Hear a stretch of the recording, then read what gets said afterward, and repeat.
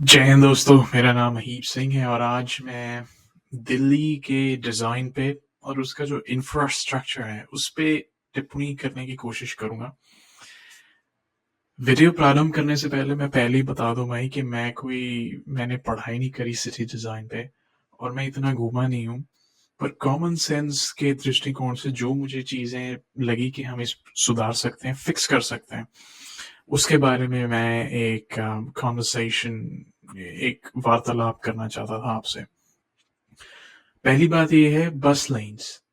देखिए, बस लाइन्स का कॉन्सेप्ट नॉर्थ अमेरिका में आया क्योंकि वहाँ पे एक आइडिया है कि क्लाइमेट चेंज के साथ लड़ने के लिए आपको बस लाइन्स, पब्लिक ट्रांसपोर्टेशन प्रमोट करना चाहिए। तो उन्होंने एक बस लाइन खींच दी अपने सड़कों पे क्योंकि वहाँ पे पहले से ही पब्लिक ट्रांसपोर्टेशन का अभाव है। ये एक थिंकिंग थी कि बस लाइन से इसका भी सुझाव होगा। पर समझने वाली बात ये है भाई कि जो नॉर्थ अमेरिकन सिटीज जो हैं ये रिलेटिवली रिसेंटली आबाद हुए हैं क्योंकि सिटीज का डिजाइन ऐसा है कि सारे लोग शहर में नहीं काम करते, शहर में काम करते हैं पर रहते सबर्ब्स में, जो थोड़ा शहर से बाहर के इलाके जहाँ घर बसे हैं।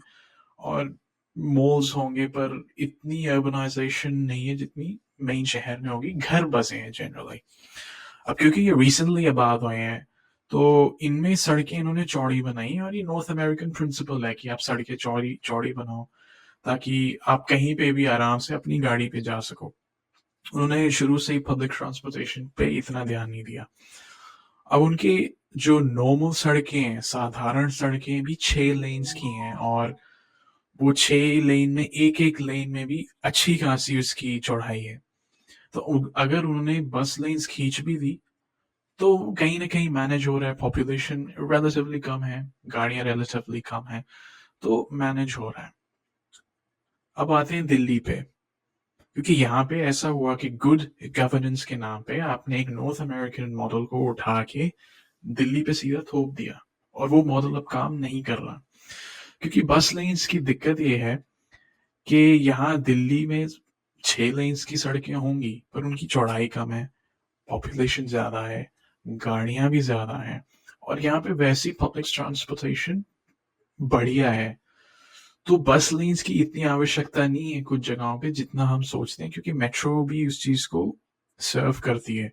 Now people might debate with me कि हर कोई मेट्रो में नहीं जा सकता, पर you've got to make a decision है, क्योंकि आप हर जगह बस लेन्स खींच दे रहे हैं, उससे क्या होता है कि ट्रैफिक जो बाकी लेन्स है, 4 लेन्स हो गई, 3 आने की 3 जाने की और एक एक बस लेन्स बन गई, तो 4 लेन्स आपकी ऐसी हो गई और उस पर स्ट्रेस बढ़ रहा है।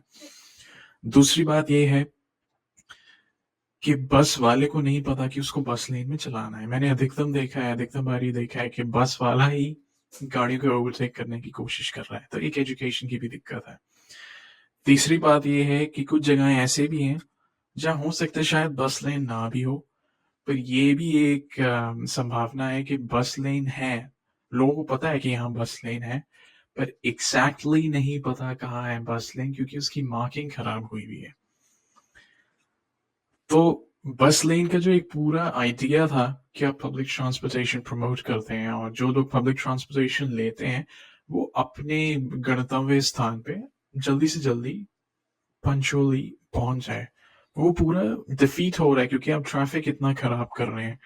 और बस लेन्स एग्जिस्ट जहाँ करती हैं उसकी एग्जिस्टेंस कहाँ है पता नहीं, और जहाँ नहीं करती वहां तो मामला ठीक ही चल रहा है, उतना ही खराब है जितना बस लेन्स के साथ ही है। मुझे ये लगता है कि बस लेन्स पे जोर डालने से अच्छा ये है कि जो बस वाले आर्बिट्ररली अपने मन से कहीं पे भी बस खड़ी कर देते हैं, और उनको खड़ी करने के लिए कौन बोलता है, जो उनके पैसेंजर्स होते हैं वो कहते हैं। और मैंने देखा है अपने आंखों से क्योंकि मैं बस में गया हुआ हूँ कुछ बारी, ज्यादा बार नहीं गया, मुझे ये कहना पड़ेगा, मैं कुछ बारी गया हूँ, मैंने देखा है लोग कहते हैं कि भाई साहब यहाँ उतार दो, भाई साहब इधर उतार दो। तो ये जो अनऑफिशियल स्टॉप्स आप क्रिएट कर रहे हैं, जो टाइम कम लगे, समय कम लगे, उसका जो आइडिया था पूरा डिफीट हो रहा है, ट्रैफिक डिसरप्ट हो रहा है। तो और स्टॉप्स आप वैसे ही बढ़ा रहे, तो एवरेज टाइम जो लगता है अपने स्थान पे पहुंचने का वो बढ़ रहा है, क्योंकि ऑफिशियल बस स्टॉप्स पे तो रुकना है ही, साथ में अनऑफिशियल स्टॉप्स भी आ गए हैं।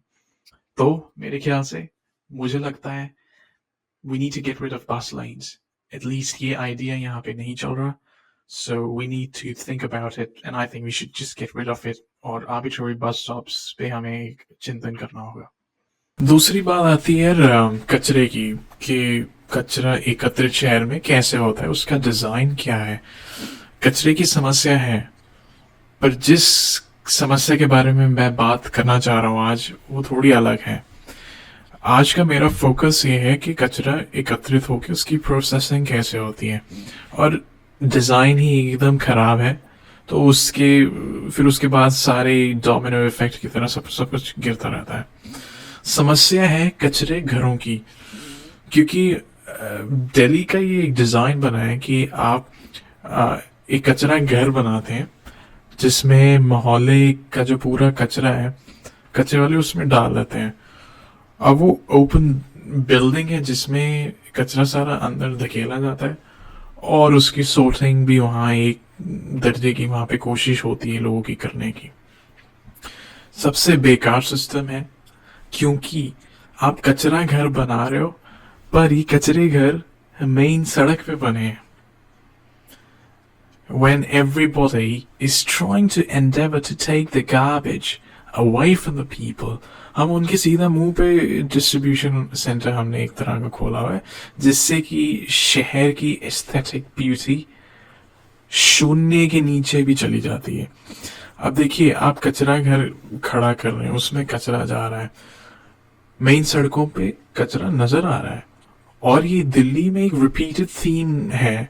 ये पीतमपुरा जहाँ पे मैं रहता हूँ, शकूर बस्ती में, वहाँ पे भी कचरा घर है, जनकपुरी में भी कचरा घर है, रजौरी गार्डन के SBI की जो ब्रांच है वहाँ पे भी कचरा घर है. तो ये एक डिज़ाइन बनाया गया है कि अलग अलग मोहल्लों से कचरा वहाँ पे इकट्ठा होता है और सोर्टिंग होता है, फिर आगे प्रोसेसिंग के लिए जाता है.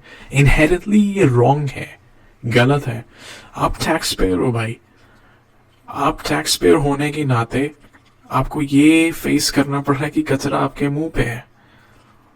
और रजौरी गार्डन के SBI ब्रांच के पास जो कचरे घर की बात कर रहा हूँ, ये मेन मार्केट के पास है.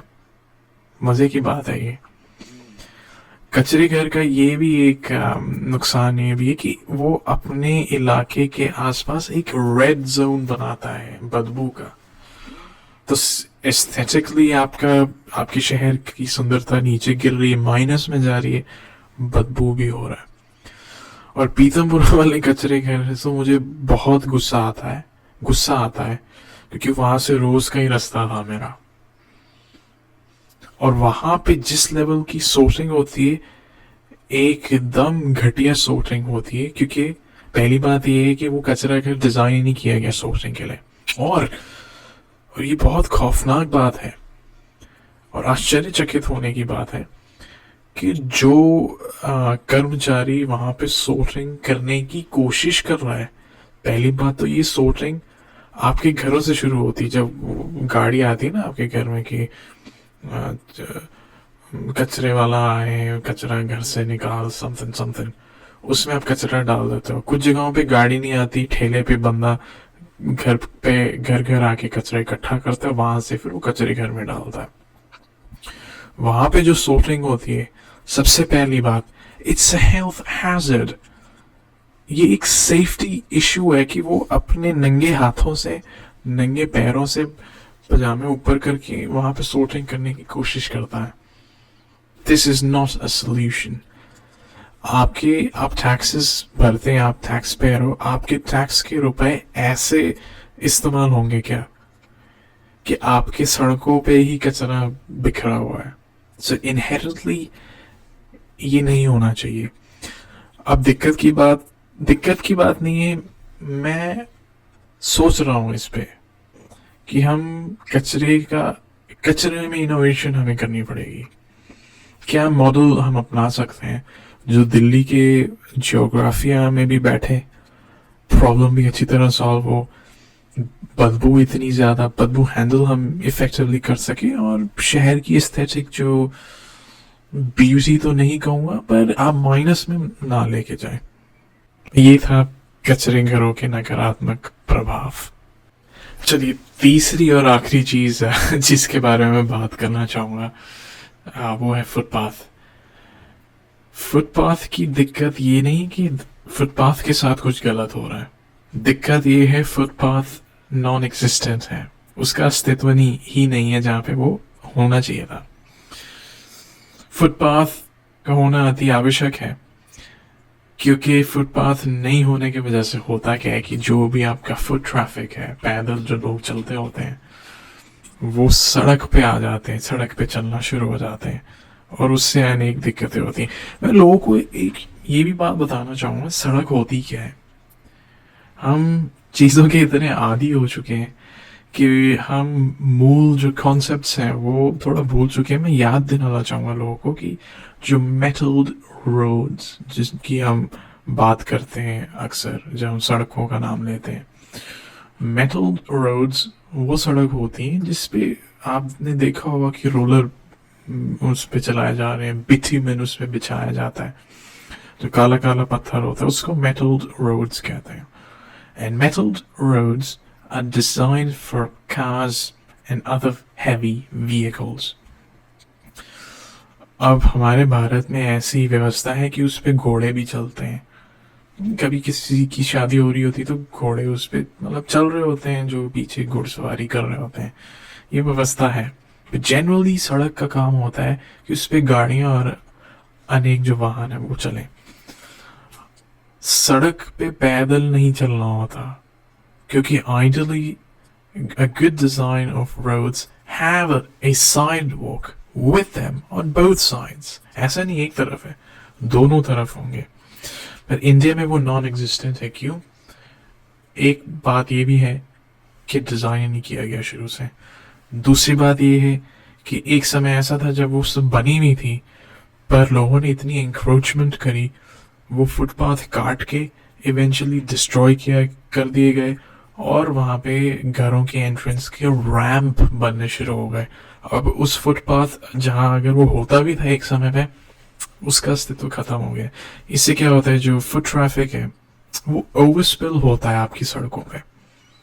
ओवरस्पिल होने का जो क्या प्रभाव है, सबसे पहला प्रभाव ये है कि एक्सीडेंट्स के चांसेस बढ़ते हैं।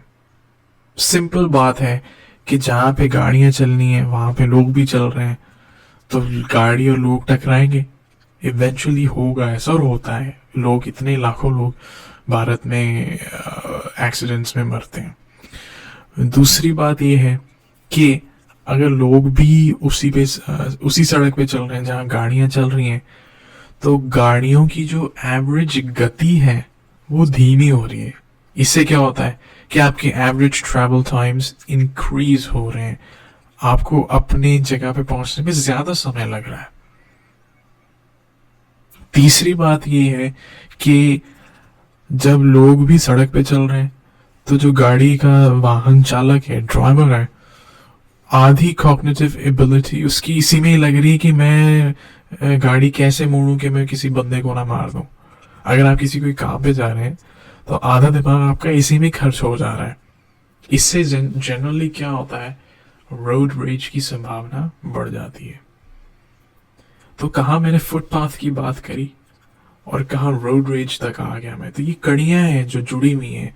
इसका इफेक्ट होता है, आप कहेंगे नहीं होता, these are too far fetched when you are talking about it, पर जब आप कड़ियां जोड़ते हो तो ये सब कनेक्टेड है।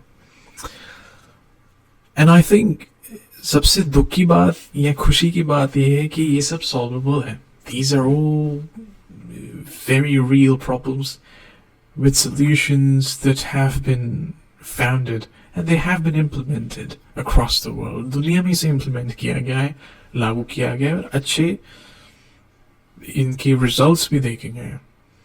It's just a matter of accountability. तो आज के लिए बस इतना ही भाई। जनरली हम इस चैनल पे बहुत डेवलपमेंट ऑफ इंडिया की बात करते हैं, हिस्ट्री ऑफ इंडिया की बात करते हैं, और विजन मेरा ये है to make India the best place for living for Indians. तो आज के लिए बस इतना ही। Thank you. जय हिंद, जय भारत। स्वस्थ रहें और मस्त रहें।